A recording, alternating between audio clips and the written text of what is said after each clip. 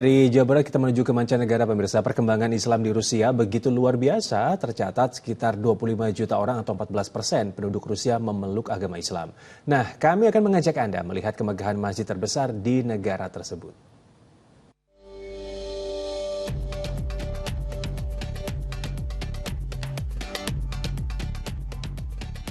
Masjid Katedral Moskow atau Masjid Agung merupakan masjid pusat Federasi Rusia dengan kubah berlapis emas setinggi 46 meter. Menara utama masjid serupa dengan bentuk menara Kremlin yang melambangkan persahabatan orang-orang Rusia. Assalamualaikum, saya berada di masjid terbesar di kota Moskow. Dari 4 masjid, inilah masjid terbesar. 2015 diresmikan langsung oleh Presiden Rusia, Vladimir Putin.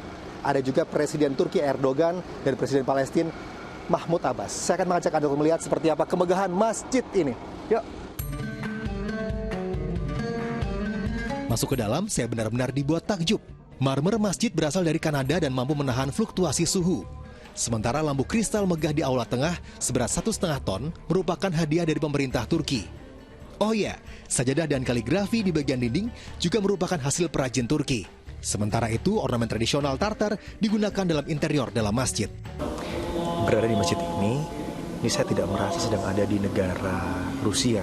Saya merasanya itu seperti saat berada di Turki, di daerah-daerah yang negara yang mayoritas Islam gitu.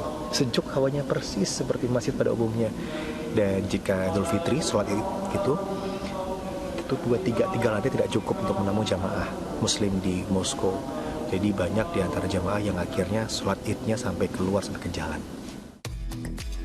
Sejak masih berupa bangunan masjid kuno yang didirikan tahun 1904, masjid ini tidak pernah tutup meski melewati masa-masa sulit era Uni Soviet.